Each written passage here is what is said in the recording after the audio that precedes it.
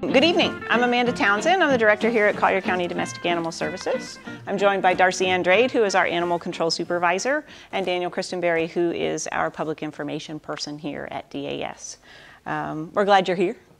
We're pretty excited about our new breeder regulations. We think that we're going to be able to create an environment in Collier County where people who are buying pets really know that there's a good housekeeping seal of approval on puppies and kittens that they're buying, because breeders in this county will be required to really live up to some very high standards. So we're excited about that. New rules went into effect on November 1st, and this comes out of a long Animal Control Ordinance rewrite process, and then a secondary ordinance called the Standards of Care Ordinance. The Animal Control Ordinance was passed by the Board of County Commissioners in May, and then subsequently the Standards of Care Ordinance passed in October, all with an effective date of November 1st. So you're not late to the party. In other words, everybody's sort of coming across and in good time. I did forget to mention this, and sort of what is our philosophy. I talked about that good housekeeping seal of approval, and really, we understand that there are folks out there who are producing absolutely gorgeous, beautiful, well-tempered animals, and we support that.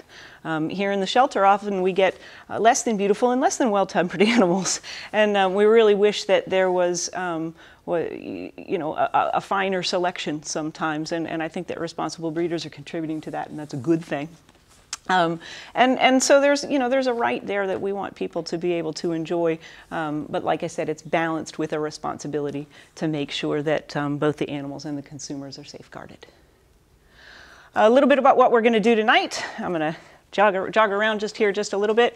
Again, the difference between a commercial and a non-commercial breeder, how each can come into compliance, and then the standards that must be followed as far as proper husbandry, as well as information that must be passed on to any consumers, consequences of non-compliance, and finally, we're going to push spay-neuter on you, because that's our job here at the shelter. So you want to have a litter. Here's about where I left off before the PowerPoint came up. Are you a commercial or a non-commercial breeder? These are the definitions from the Animal Control Ordinance. I've put them in the PowerPoint in absolute full text. I won't read them to you. In just a second, I'll have a slide that'll summarize the information herein. Again, non-commercial breeder. And here's the difference. Anyone who is selling or studying is considered a breeder. Again, 3 or more litters per year is considered a commercial breeder, and 2 or fewer a non-commercial breeder. People who are breeding and members of Assistance Dogs International are excluded from the definition. If you're a commercial breeder, you must meet your zoning requirements. You must be in land zoned ag. And if you, however, that is not a requirement if you're a non-commercial breeder, but you do need a home occupational license. Here again, commercial breeders, you'll need a business tax receipt. You're conducting commerce in Collier County, therefore you'll be required to have a business tax receipt. You need proper zoning. Land zoned ag of 20 acres or more if you're producing 3 litters or more, unless you get a conditional use permit, which is a complicated and lengthy process, but not insurmountable should you choose to do so. And you'll need our permit, of course. Then for non-commercial breeders, again, the business tax receipt, because commerce is being conducted in Collier County, and a home occupational license, and the DAS breeder's permit. The home occupational license, from what I understand, is a fairly simple process. There's, of course, because they're government services and they do cost money to conduct, each one of these has a fee associated with it. But from what I understand, the requirements of a home occupational license are not particularly onerous. It is important, however, that with a home occupational license, no traffic is being directed to the home. That's important. Everybody has a packet, and so this is a little bit about what's in your packet. The answer is hopefully everything you need to get started and succeed as a compliant breeder in Collier County. You'll find our breeder permit application. Our permit application, which is real simple, we just want to know your name, address, contact information, and a little bit about you. Our brochure, from which this PowerPoint is essentially taken, basic rules, basics, processes, rules and regulations, etc. We also added in there our licensing and know the law brochures. Those are just the standard regulations for all pet owners in Collier County, whether they are breeding animals or not. Our permitting inspection form, so that you'll know exactly what an officer is looking for when he comes to do an inspection, or she. The business tax receipt application, since that's a requirement, we went ahead and got that application from the tax collector's office for you, and there's a blank copy in there, as well as those land use zoning applications for commercial or non-commercial are in there as well. So should be everything you need. This is new for us too. So I'm going to tell you this process, these 1 through 5 steps. Please communicate with us if you're trying to be compliant and you end up feeling like you're in a government runaround circle. Communicate with us. It'll help us revise this process. If people want to comply, we want to get them through the process, and we want them to succeed. So if you feel like you end up in a situation with a lot of government red tape, we will try to work with you. So let us know. The steps are this: come here, pay your permit fee, fill out an application. Your receipt will be a provisional permit. Get your business tax receipt. Business tax will assess what it is that you're doing to conduct commerce and send you off to zoning to assure that your zoning is proper. That's where you'll either get your certificate that you're on ag appropriately, or that you have a home occupation license. Return to business tax, get your business tax receipt, and then return here. We'll schedule your inspection, and you'll be on your way. What happens during the inspection? If your breeding operation is in a premise used primarily as a dwelling, we will give you 24 hours notice before arriving, unless we have a complaint. If we get a complaint from the public, then we work that just like we would work any other call with no notice. But if you are attempting to be compliant and have voluntarily said, hey, I want to sign up, then we'll give you 24 hours before we come, although you must allow us access. We will inspect to ensure compliance with standards of care and breeder regulations. And the next part of the PowerPoint is very, very text dense. It's the same that's in here. And what I really want to hear from the folks who are here tonight, particularly the folks who are here tonight who are breeding and want to be compliant, how do you want to talk about these? I can stand here and read them and explain them and go over them all with you. We can do it by exception. If you've reviewed these things, you can tell me if you have questions. I don't want to bore you and take hours and hours of your time, especially if you've already seen this brochure and are familiar. So you just tell me how you'd like to go about it. So we can read them and then ask you any questions? Sure. Yeah. Really? I don't need you to read them. No, and I don't want to. I don't want to. All these would apply to commercial and non-commercial? Yes, sir. Yes, sir. And these are, although there's a lot of text here, they are essentially some pretty basic stuff. It's that facilities are clean and dry, that the animals have enough room, that you're cleaning up, that there aren't toxic substances lying around, that food and water dishes are clean, that the animals have access to food and water, that that there's fresh air exchange. All the things that are, to most of us who care about animals, very common sense. Really. These should not be onerous requirements. If they are, we'll try to help you come into compliance, but they shouldn't be. Yeah, they really shouldn't be. There are a couple of very specific items. There's an item here in the brochure that's number 27. An enclosure used as a primary means of confinement for a dog must meet the definition in the Animal Control Ordinance. That's a size requirement. If a dog is living in a pen or a kennel, that's not if it's pen or kennel some of the time of the day, but if it's the place that it lives, it must be twice as long as the dog, twice as wide and long as the dog is from nose to tip of the nose to the base of the tail, etc. but that's, you know, that's for a primary living condition. And, you know, cats need access to litter and resting spaces. Here again, if, you know, review these on your own, please contact us if you have concerns about any of them. But they really should be common sense, good care. Regulations for sales. You need our permit. You need to provide your permit number when you advertise for sale or giveaway. You need to provide that permit number to anybody who you're selling to. Cats and dogs and puppies and kittens, excuse me, must be at least 8 weeks of age, and they must be accompanied by an OCVI, which is an official certificate of veterinarian inspection. Is there anyone here who doesn't know what that is or isn't familiar with that document?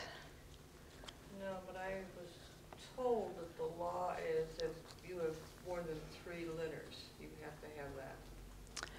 In Collier County, any one litter. And I made some copies of a blank one so that you could see what they look like. And if you could take one, and I got to keep for myself. It's a state statute as well. What is it? It's an OCVI, an official certificate of veterinary inspection.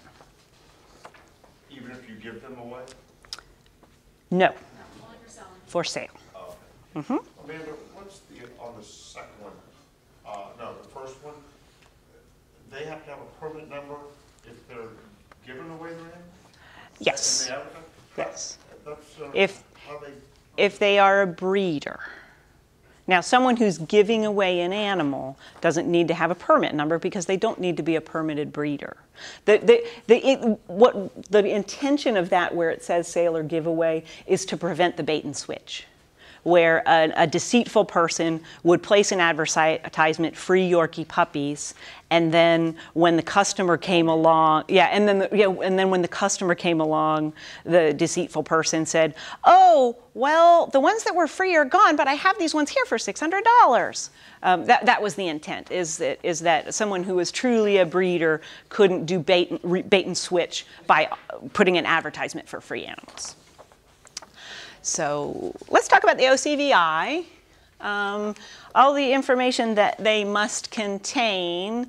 And this is a document that comes from the Department of Ag. Veterinarians buy these in groups of packs of 30 or so. They do cost the veterinarians money. They have control numbers on them. So they're a fairly controlled document. You cannot buy one, you can't buy a pack of these if you are not a DVM. So that's why they call it official certificate. So obviously it has to have the date that the vet examined the animal, their license number, their signature, age, breed, sex, color, description of the animal, and the health record, including any test performed, vaccinations, etc., including vaccine type, lot number, expiration date. And a statement that the examining vet warrants, to the best of his knowledge, that the animal's essentially healthy. Does not have contagious or infectious diseases or parasites, excluding fleas and ticks. I forgot to get a return there. That's a second item, or a last item. Statement concerning whether or not the examining veterinarian has detected any physical abnormalities. Is this form per litter or per puppy? Per animal, and they expire after 30 days. Yes? Does the veterinarian have to give the age-appropriate vaccinations, or just note that they aren't vaccinated? Well, I think that this slide is the answer to your question. Okay. Yeah. So they must document that dogs and puppies have been vaccinated against distemper, lepto, bordetella, parainfluenza, hepatitis K, and parvovirus. And it must be provided for any animal over the age of 3 months. Diagnostics for the following parasites that you see there, as well as heartworm detection for any dog over 6 months. So yes, it has to document that. Maybe not necessarily that particular veterinarian has done that, but that there is a record that those have been administered. And for cats and kittens, not dissimilar, vaccination against the big killers, as well as rabies for anybody over 3 months, diagnostic tests for the internal parasites, as well as diagnostic tests for feline leukemia. So this has to do with when these OCVIs need to be done and when they expire. If the animal's under 4 months, all of those tests and deworm, and antiparasites and what have you have to have been done within the last 3 weeks. If the animal's 4 months or older, they can be administered anytime after 3 months, but no more than a year. If they're a year out of date, they have to be redone.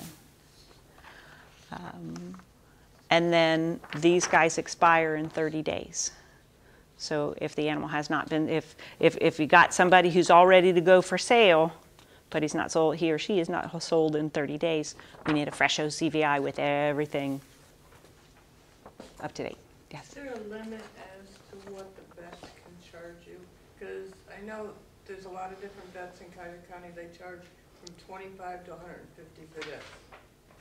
And unfortunately, no. They charge what the market bears. I'm sorry to say. We're having, yes? Some of the language refers to sales within the county. Mm-hmm. What's the difference between selling within the county and, say, out of state? Or what would be the difference? I would have to cross-reference. State law because state law still applies. To have an answer for you on that, I don't have an answer, but I'll research it and find out and get an interpretation on that. The state statute actually reads the same. Within the Within the state. within the state. Yes. Okay, so that would apply. Within the state. That would within the county. Right. So that particular language right there, it is the same in the state statute. What about out of state? I'm sorry? And then Intrastate commerce then becomes regulated by USDA. It's USDA rate. Yes. Yes. So moving on, and like I said, I'll research that a little bit more and just really firm that answer up. Although Darcy is correct that the language in state statute says within the state. All dogs, cats, puppies, and kittens offered for sale must be implanted with a microchip. You need to retain all your records, all your OCVIs, be them expired or not, for a period of 2 years and offer them to any officer who might come to inspect. And a separate record for each, of course, and including the disposition of the animal, where it went, the name and address of any subsequent owner, if known. If a dog or cat dies in your possession, you need to secure the services of a licensed veterinarian to determine the cause of death and document that on an OCVI. We need those records forwarded to us on a quarterly basis. And here again, keep them for 2 years and allow access to those for an inspecting officer. At the time of sale, you're required to provide the purchaser with that individual animal's complete record. Some literature provided by us in your packet is the licensing flyer and the Know the Law. We figure if somebody's going to become a new pet owner in Collier County, we'd like to get them off on the right foot by helping them understand what the basic rules for pet owners are, as well as a copy of 828-29, which is the pet lemon law for the state of Florida. Number 16 says that you must provide that to purchasers. Number 17 says that you need to provide that to prospective purchasers if they request it. And then number 18 simply says that you must comply with all of the provisions of the pet lemon law for the state of Florida, as well as any local regs. Yikes! The officer came and there's a standard I don't meet. What happens now? Here again, this system is built around compliance, around making sure that people do what they're supposed to do. So the inspecting officer will issue you a notice to comply. That is a document that it's actually the same document as our citations. We issue these by the chiefs these days. If you have an animal that is not licensed or an animal that is not vaccinated, we will issue you a notice to comply, give you 15 days. If you do not get that animal licensed or vaccinated within those 15 days, then that becomes a citation. If you provide proof of compliance, goes off into the netherworld, at least financially speaking, it remains a first occurrence of noncompliance on your record. So the officer will give you 1 to 15 days, depending on what the violation is, because I mean, you saw all those standards there. Some to violate are more egregious than others, and some are more easily complied with. If you had contaminated food, the officer is going to give you 1 or 2 days. He's going to come back and make sure that you threw out the food and purchased new. If you are breeding and not registered, he knows you can't get that done in 2 days. So he or she is going to give you 15 days and come back and say, okay, are you working on this? Do you have your business tax receipt application in? Are you working on your zoning, etc.? Have you come to DAS and paid your breeder permit fee, that sort of thing? How many registered breeders are there in Collier County? We have 3. 3 at this time. 3 at this time. So this is all, like I said, this is all brand new for us too, and you know, and we want to work with the people who want to do it right for sure. Did you say 3? Actually, I 2. We actually have 2. 2. 2. 2 at this time. Okay. So the officer will give you a certain number of days and follow up, and provided that you're in compliance, then your permit will be issued. Congratulations, you've been permitted. Your permit's good for 1 year, and we'll visit you quarterly to ensure compliance. You know, part of the reason for the quarterly visits, which will be burdensome upon our staff, but I think it's important because that's the only way we can really know if those numbers of litters are being accurately reported. Submit an application for renewal within 30 days, please, before your permit expires, unless you decide you want to get out of the business, and then you can call and let us know that too, and we'll probably follow up to verify that as well. And what if I don't? Failure to comply will result in that notice to comply becoming a citation, starting at $107, and that can also be per violation. So if, for example, you were to have 4 animals that were not licensed or vaccinated, that could be 8 citations, 1 for each animal for licensing and vaccination. What if I need more time?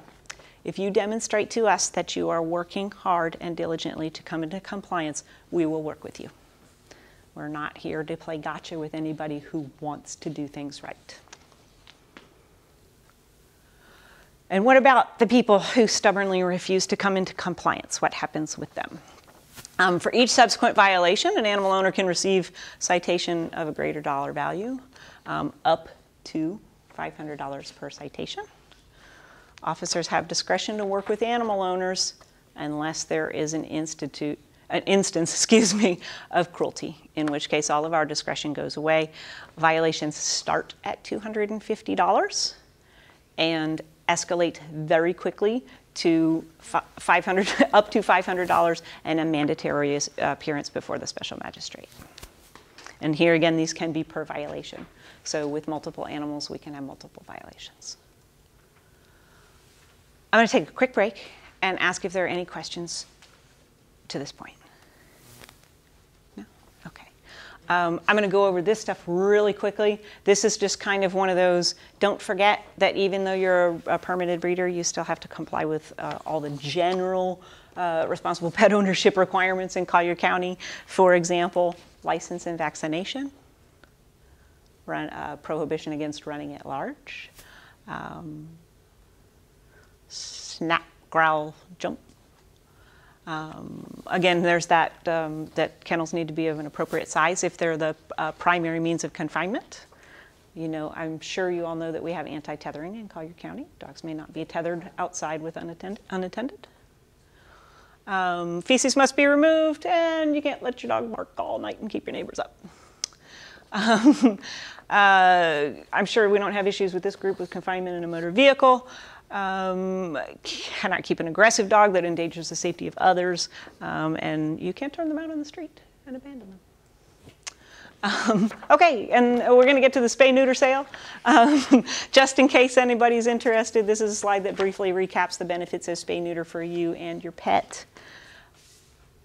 And help is here. Of course, at DAS, we are passionate about spay-neuter. How can we not be? We are the end of the line for homeless pets here in Collier County. We're an open admission shelter where we receive over 6,000 animals a year. We're unable to place them all. We euthanize more than half of the cats and dogs that come here. And it breaks our hearts. How long do you usually keep them? It depends. We've certainly had dogs in adoption and cats in adoption for months and months and months. The law requires us to hold strays for 5 days. And a voluntarily surrendered animal is our property right away. We almost always keep them for at least 24 hours in case somebody has a change of heart, etc. It really depends on the health condition and the temperament of that particular animal. We try to keep them as long as we can, but they never stop coming in. Where do like, we compare a lot, my children, we just like to look at the dogs. I mean, 95% of them are pit bull crosses. Mm-hmm. Where do they come from? Puppies don't come here. And I do all this stuff right. Yeah, I agree. We have a huge number of pit bulls and pit bull mixes, and a huge number of chihuahuas come in the shelter. We're like you. We want to better identify where they're coming from as well, because the folks who are producing them are now in violation of the Animal Control Ordinance. They're not, but they'll, I have faith that as this program and as this system grows and as the community comes to understand the way we've raised the bar and the consequences for noncompliance, I believe that we can make an impact. I wouldn't be here if I didn't. I think it needs to. Absolutely. We rescued 3 from Orange County Animal Services, and they only gave them 24 hours. That's why we went up there and rescued the 3. Understood. We found, they're having the problems up there. But we did find them excellent homes. Excellent. We appreciate the efforts of everybody in this community who works on behalf of homeless animals. We really do. And speaking of which, I'm going to put a plug in for 2 organizations. Volunteer Services for Animals provides free vouchers for cat spay neuter and discounted vouchers for dog spay neuter. And there's some contact information there on the board, as well as the Collier Spay Neuter Clinic, which provides high volume, low cost, high quality spay neuter. They're a nonprofit dedicated exclusively to making spay neuter accessible and affordable in Collier County. So little plug for those 2 organizations. If neither of those opportunities works for you, call us. We will keep working for you. If you want spay neuter, we'll figure out how to get it for you. We have 2 males that we've been trying, and I can't get the people to call me back. See me after. I got connections. Okay. Are there any questions? If we see a sign along the road saying don't picture puppies for sale, Mm-hmm. should we call you? You absolutely can. Particularly if the sign is attached to a person and some puppies. One of the things that's going to become difficult for us is chasing down information when all we have is a phone number. And I think that there are probably some folks in the community who are willing to help us with that legwork, and we're going to appreciate their assistance with that. We don't know how big this program is going to grow. And I have had no promise from county management or elected officials who put this into effect that we're going to get any more human or financial resources. So we're cautiously optimistic when it comes to looking at whether we can handle this workload or not. There are fees associated with that, with the program, but I don't think the fees are going to cover really what it's going to take us to administer it. So we'll see how that goes, and that's why. To start with, we're trying to do the outreach to the people who we know. For example, oh gosh, I should have brought that list and I did not. But we've put these packets together, for example, and we've sent them out to folks who we know have a male and a female in their home that are licensed. You know, they're already compliant to a certain extent. So, oh, we know you have a male and a female of the same species. We're going to send you a packet. Would you like to come into compliance? And we've reached out to some other groups in that way. So we're doing our proactive measures to target who's out there. There are a whole bunch of them, as we talked earlier, out there who we don't know about. At first, we're going to handle those as a complaint-driven service, and hopefully, if we have the appropriate resources, we can get more proactive. Any other questions? All right. I thank everybody for coming. And I thank every one of you for loving pets, because if you weren't here, if you didn't love pets, you wouldn't be here. So.